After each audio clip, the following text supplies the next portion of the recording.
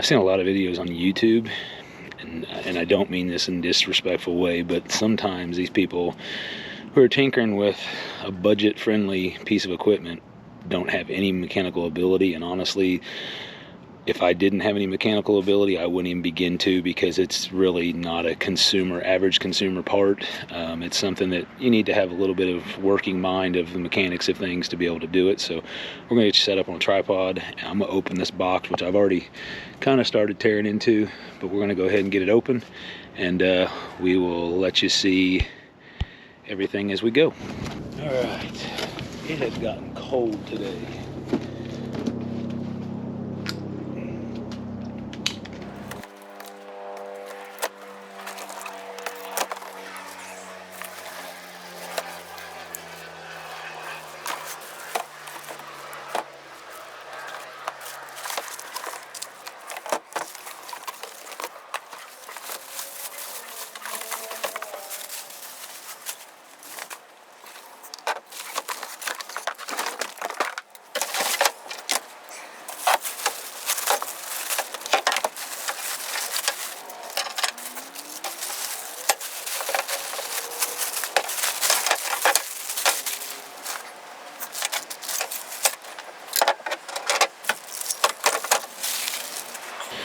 All right, we got it all unboxed. Initial impression, harness, pretty cheap.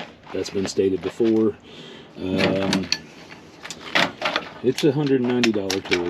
I mean, but you're not going to find another 52cc motor for $190. Shafts seem to be pretty durable. Nobody's done this yet, but kind of give you an idea of the wall thickness. So fairly thick. Could be another gauge, but we're gonna go with it. Initial impression of the handlebar, not impressed. That feels really flimsy. So I'm gonna get you set back up here, and we're gonna get this thing put together and hopefully get it started here in a minute.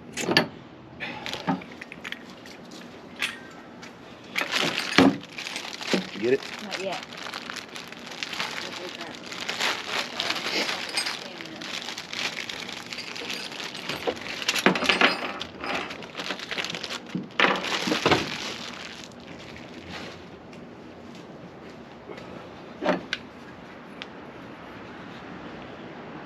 This, the long bar that goes on your left hand side.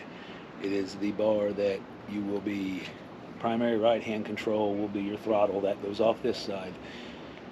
Left hand's going to be your swinging arm, so it's the longer one. There is no indentation or notches for presets. It's just adjust it till you get what you want. So I'll take the wrenches with me, because I know that that's a possibility that I'm going to have to do that.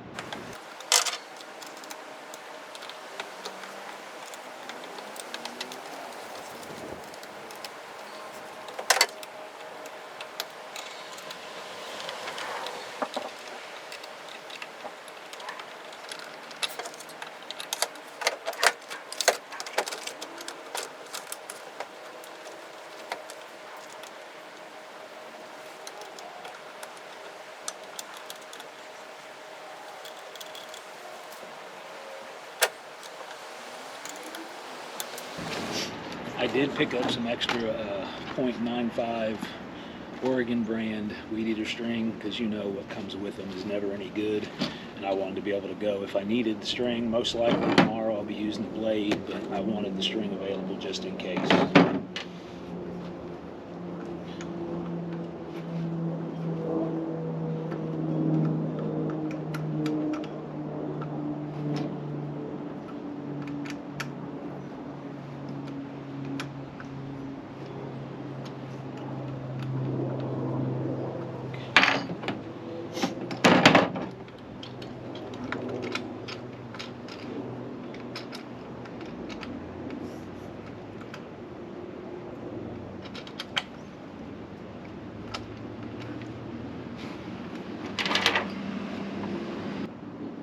Okay, so there's a stop nut if anybody's wondering, And then this is a nut as well for clamping in the extension shaft. So don't think that the acorn nut has to turn with it. That's to keep that from falling all the way off.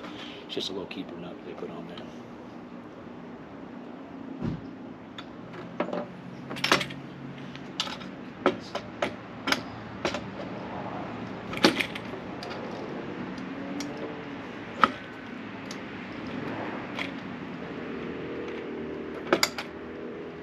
Let's get this tightened.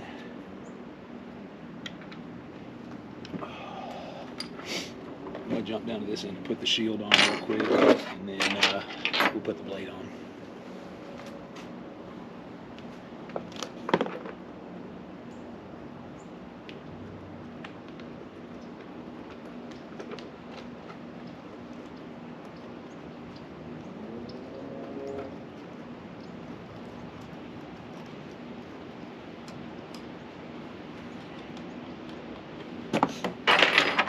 It's a bigger Allen wrench again.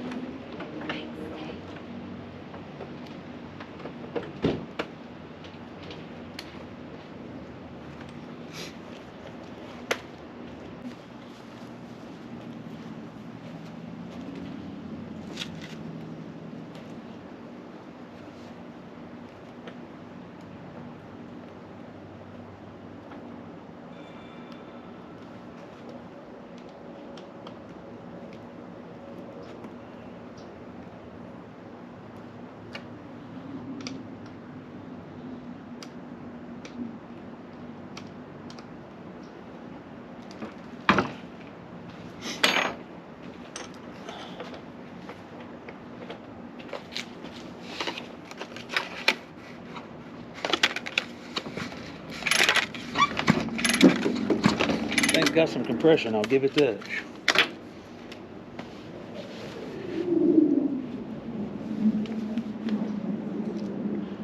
That's something we don't hear often. No. Fighter jet somewhere.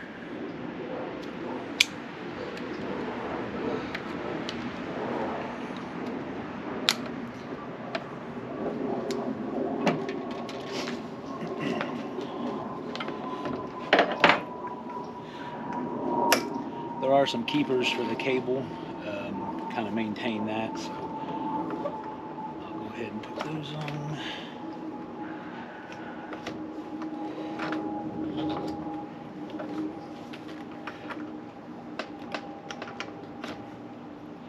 They give you a couple extra zip ties as well, but I might go ahead and add those in case those little clips pop off.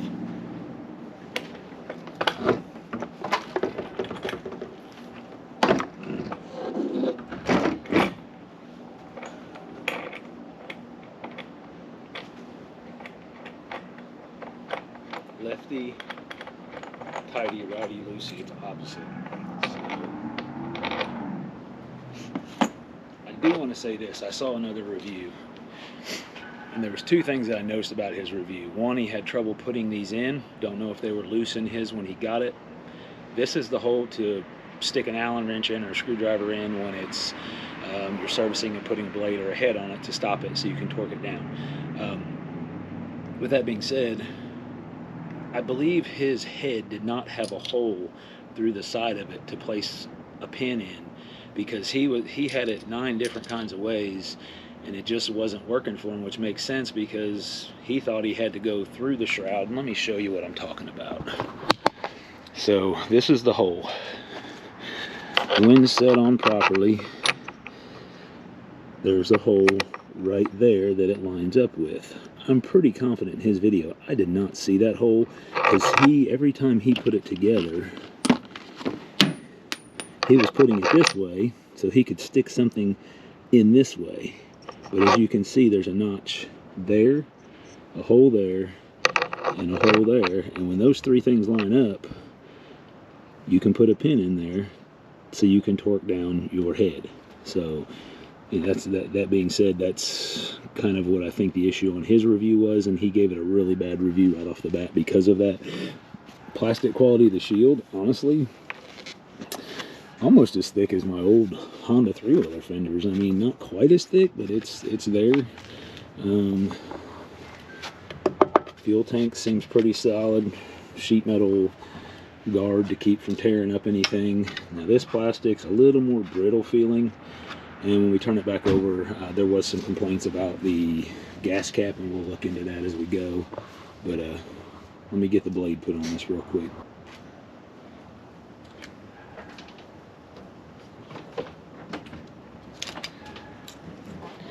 It's got a little cover. Let me back up here. It's got a little cover on the blade. You might be able to reuse it. Pretty brittle. I looked online. I'm thinking I'm just going to buy one. Has a rotation listed, but both edges are sharp, so I'm not sure.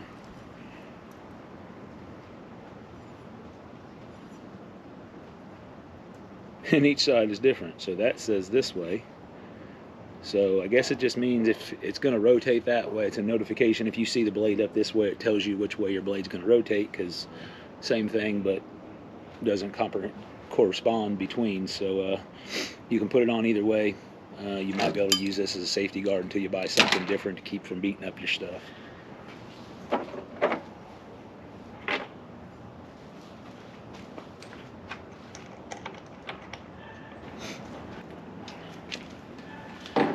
Let's give you a little what's going on down here again. Okay, so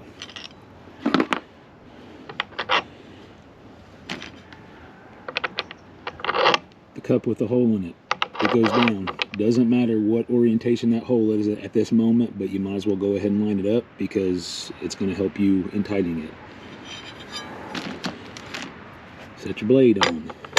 You will notice the bottom bushing almost fits flat, but that indentation sits in the blade to keep it from walking around.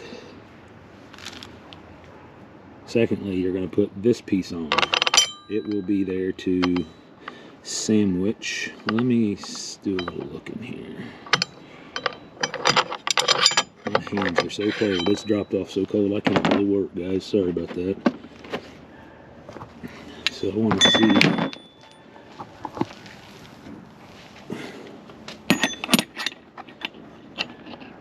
So I'm going to say the cup goes down. That way it's got a bigger surface area to compress on that other bottom ring right here. So this little tab needs to be on top, because otherwise this little protective deal that guards the nut wouldn't sit right. So we set that on, and then all we got left to do is tighten. Now remember, lefty tighty on these, because of the rotation of the engine, it keeps your blade tight. So give me a minute here, I'm going to set you up, and we'll get this on there for you. All right.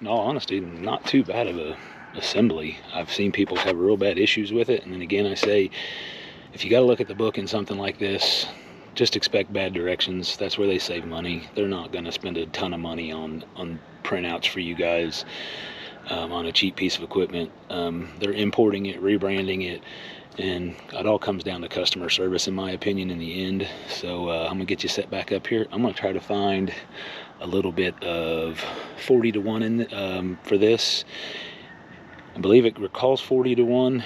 My steel is 50 to 1, but my stepdad has owned a steel garage. I believe back in the 80s and early 90s, and he's actually gifted me this MS290, and he's always ran 50 in it just for the extra lubricant. I don't mind a little smoke. I'd rather the motor last longer from the lubricant, and so that'll be handy because we're going to start mixing. We have a local station now that sells non-ethanol, $4 and something a gallon, $4.15 I believe. A lot easier than $26 a gallon for the pre-blend now that we have a local station that sells non-ethanol. So that'll help us a lot because we have 9 acres of overgrownness to just contend with, and it's going to take a lot of fuel. I'll show you the gas can after a while or on another video that I got to kind of mix and keep our saws and weed eaters, blowers, all that going. So find some gas and get this thing started. All right, we're gonna give this thing a couple yanks here, and I mean this with the most respect. This is not a wimpy little chainsaw, or excuse me, weed eater, brush cutter. It has compression. It's gonna be a job. You've got to work with it. Anybody that buys it and thinks this thing is just gonna be a Cadillac walkthrough is gonna be very disappointed. And ease of starting has a lot to do with the size of the motor. You're basically trying to start 2 weed eaters at once. Average weed eater 25, 26 cc's. This is 52. So we're gonna go ahead and prime it. Nothing. I just added gas. That's it. So let's see what happens here.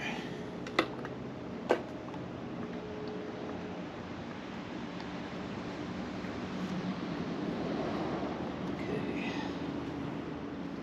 It's on start.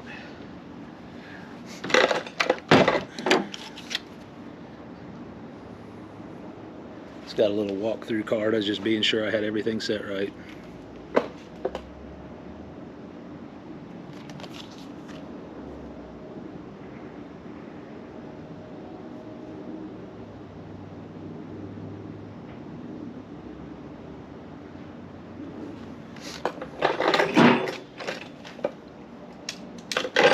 It does have a spring shut off, so you ain't got to worry about it being off. The switch springs back to start, so that's a plus on it. It hit the first time.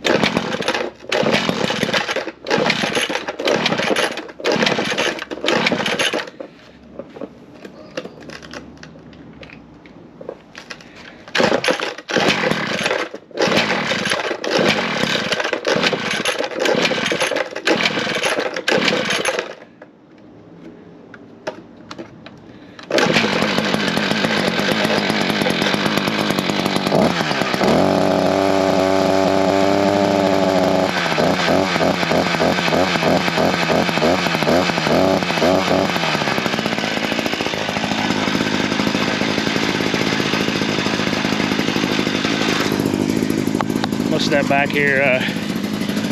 Started. My silly self didn't turn the choke off soon enough, so I could have saved a couple pulls, but I'm gonna let it sit and rain for a little bit.